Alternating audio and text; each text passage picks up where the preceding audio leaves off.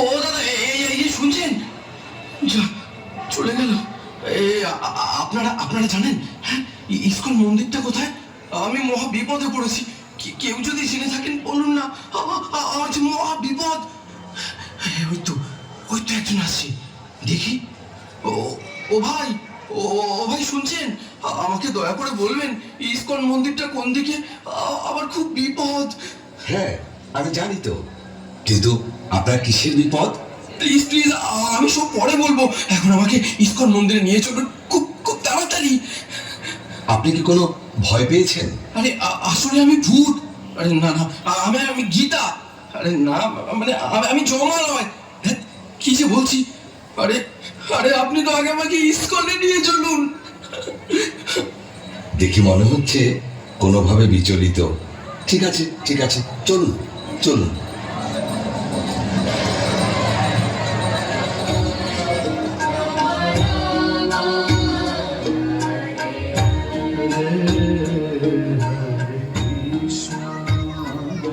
ও, কি শান্তি পেলাম। হরে কৃষ্ণ কৃষ্ণ কৃষ্ণ হরে হরে, হরে রাম রাম রাম হরে হরে। প্রভু, ওনাকে দেখে মনে হচ্ছে উনি কোনোভাবে বিচলিত। হ্যাঁ তাই তো। আচ্ছা, আপনাকে দেখে মনে হচ্ছে আপনি কোনো ভয় পেয়েছেন। আর বলবেন না প্রভু, এই প্রাণ নিয়ে যমালয় থেকে ফিরে এলাম, আর আমি গীতা ছাড়া থাকবো না। জানেন, যমরাজ আমাকে এই গীতা পড়তে বলেছেন। তাই? কিরকম? সে অনেক কথা।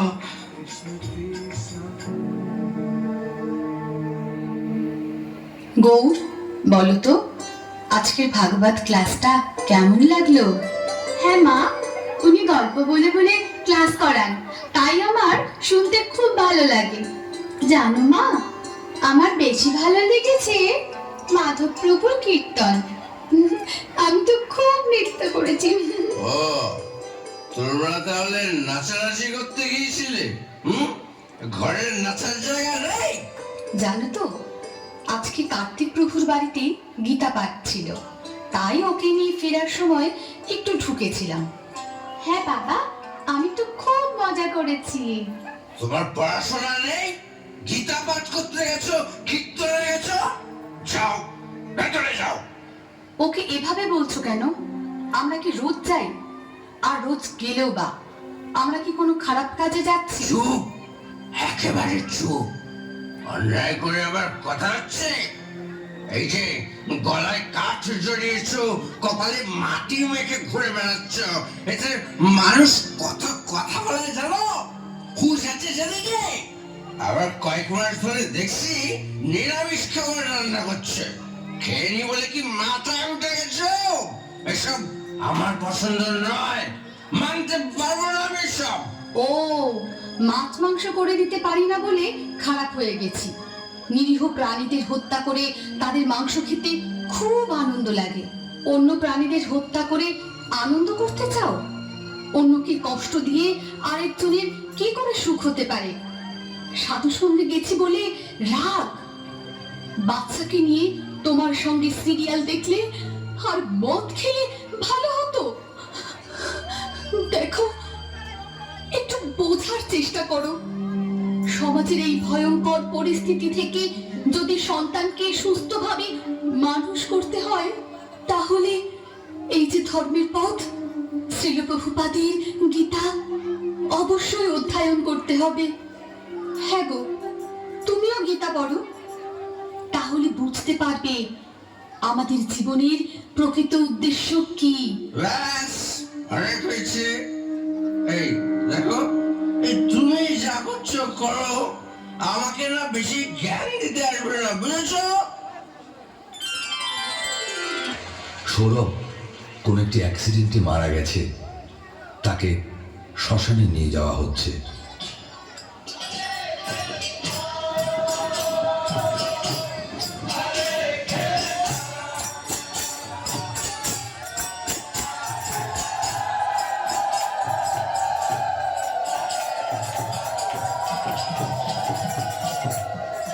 হাততালি হাততালি ওরা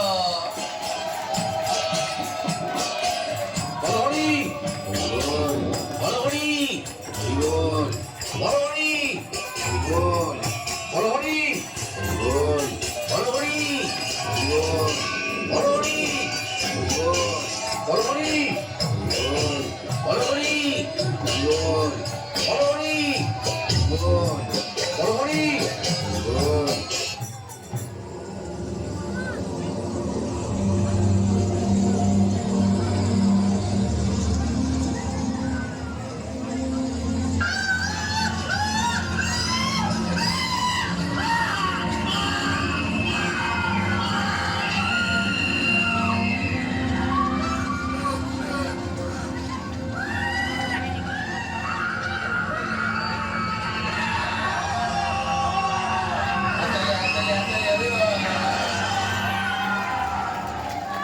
এই তোমরা আমাকে কোথায় নিয়ে এসেছো?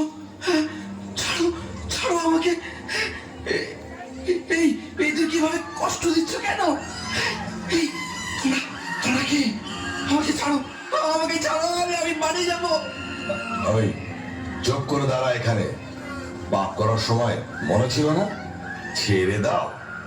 এখানে এখানে সব কি হচ্ছে? তোমরা তোমরা আমাকে কেন এনেছো?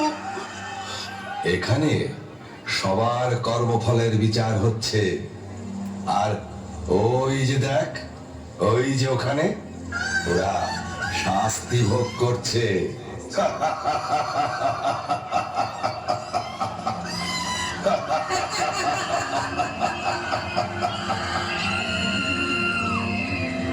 এই, এ কি পাপ করেছিল? ও মিথ্যে কথা বলে মানুষের সঙ্গে প্রবঞ্চনা করে তাদের টাকা গাইড করতো। তাহলে চল ওর ওর জিভটা টেনে ছিঁড়ে ফেলি।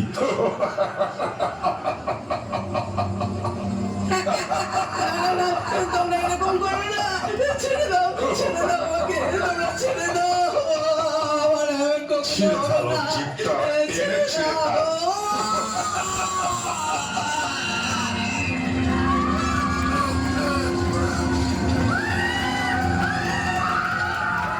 এর কি পাপ?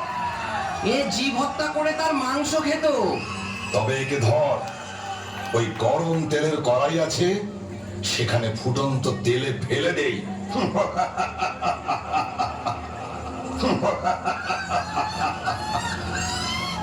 তারপর তারপর ওইদিকে যে রুরু নামক নরক আছে, সেখানে ফেলে দেবো।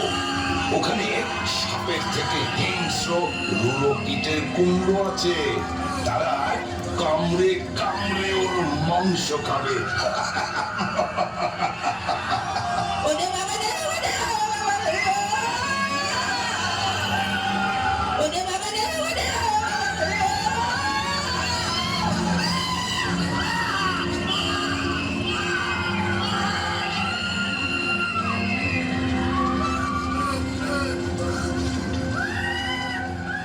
এ কি পাপ করেছে?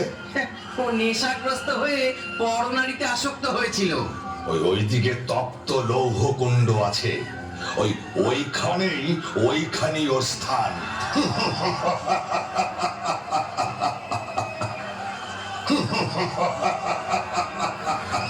না না না না না না, আমাকে আমাকে ছেড়ে দাও, ছেড়ে দাও।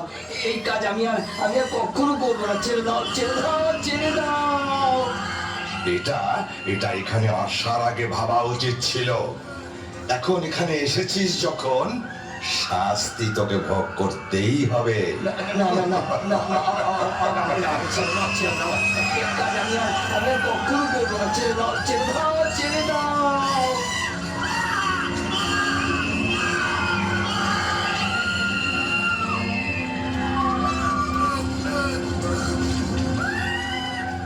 এর কি অবস্থা? এই পাপিষ্ট পরস্ত্রী হরণ করেছে। তবে যাও, ওকে ওকে ওই জ্বলন্ত অগ্নিযুক্ত লৌহখণ্ডের সঙ্গে বেঁধে শুলের আঘাত করো। না না, আমাকে ছেড়ে দাও, আমাকে ছেড়ে দাও, আমাকে ছেড়ে দাও, আমাকে ছেড়ে দাও।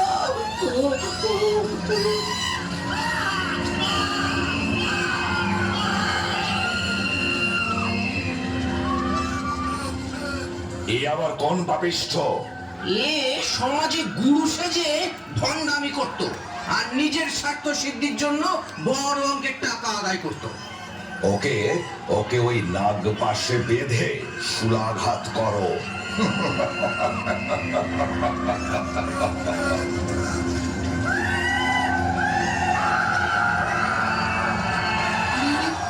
ওকে মারছো কেন?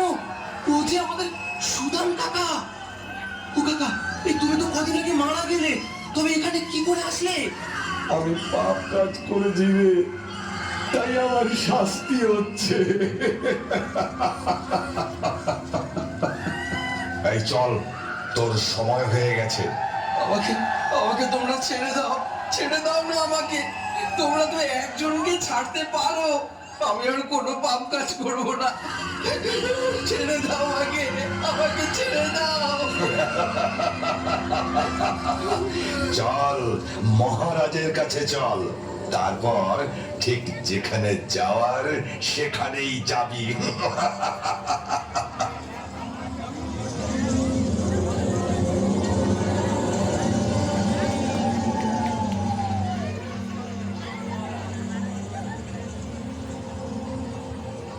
এর নাম কি?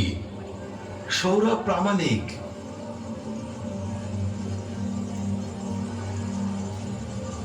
আরে এর তো এখনো সময়ই হয়নি, তোমরা ঠিক করে কাজ করতে পারো না। ভুল মানুষকে নিয়ে এসেছে, শাস্তি তো এদেরকেই দিতে হয়। যাও, যেখানে ছিল সেখানে ফিরিয়ে দিয়েছো। উনি কে? উনি আমাদের মহারাজ। যে যেমন কর্ম করেন সেই অনুযায়ী তিনি তাদের শাস্তি প্রদান করেন। হে মহারাজ, আপনি অনেক দয়ালু মহারাজ। আমাকে আমাকে ছেড়ে দিন, আমি এসব সহ্য করতে পারবো না মহারাজ। আমাকে ছেড়ে দিন মহারাজ, আমাকে ছেড়ে দিন। আরে আরে কি করছো? তোমার শাস্তি দেরি আছে। এই যাও, ওকে মর্তলোকে পৌঁছে দাও। মহারাজ, আমার একটা প্রশ্ন আছে। আমাকেও কি এইরকম শাস্তি পেতে হবে? হ্যাঁ, যে যেমন কর্ম করবে তার তেমনই শাস্তি হবে। মহারাজ, মহারাজ কি করলে এই সমস্ত শাস্তি ভোগ করতে হবে না? বলুন না মহারাজ, আমি আপনার শরণাগত। আমাকে এই ভয়ঙ্কর যন্ত্রণা থেকে উদ্ধার করুন, উদ্ধার করুন। একটা উপায় আছে, তা যদি তুমি করতে পারো তাহলে শাস্তি তো দূরের কথা, এখানেই আসতে হবে না। বলুন মহারাজ, বলুন, আমাকে বলুন কি সে উপায়? মর্তধামে অভয়চরণ শ্রীল প্রভুপাদ নামে এক মহান ভক্তের লেখা শ্রীমদ্ ভাগবত গীতা যথাযথ গ্রন্থ আছে। তা অধ্যয়নের মাধ্যমে যদি তুমি তোমার জীবনকে কৃষ্ণ ভাবনাময় করে তুলতে পারো তাহলে আর এখানে আসতে হবে না। ছিল প্রভুপাদ, আমার স্ত্রীও তো ওনারই গীতা পড়ে, আমাকে পড়তে বলে। তবে যাও, নিজের পরিবারের সঙ্গে কৃষ্ণ ভক্তির অনুশীলন করো। ঠিক আছে মহারাজ, আপনাকে আপনাকে অনেক অনেক ধন্যবাদ, অনেক ধন্যবাদ।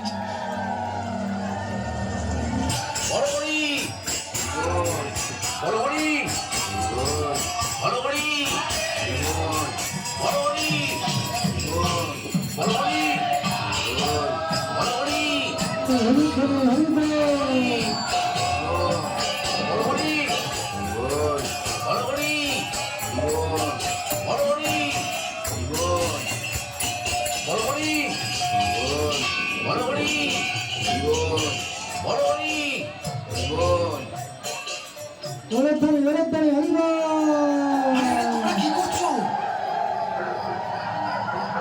ভূত ভূত ভূত ভূত ভূত, পালাও পালাও, ভূত এসেছে রে, ভূত এসেছে, ভূত। এ কি? ভূত ভূত ভূত,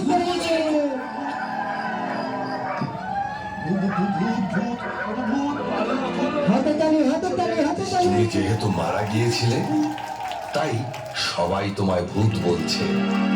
এখন তুমি ইস্কনে যাও আর গীতা পড়ো।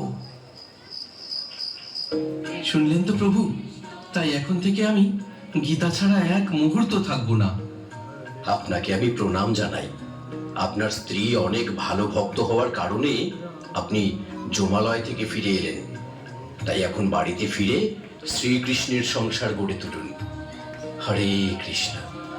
চলুন, আমরা সকলে মিলে একসঙ্গে কলিযুগের যুগধর্ম হরে কৃষ্ণ মহামন্ত্র উচ্চারণ করি। হরে কৃষ্ণ কৃষ্ণ কৃষ্ণ হরে হরে হরে রাম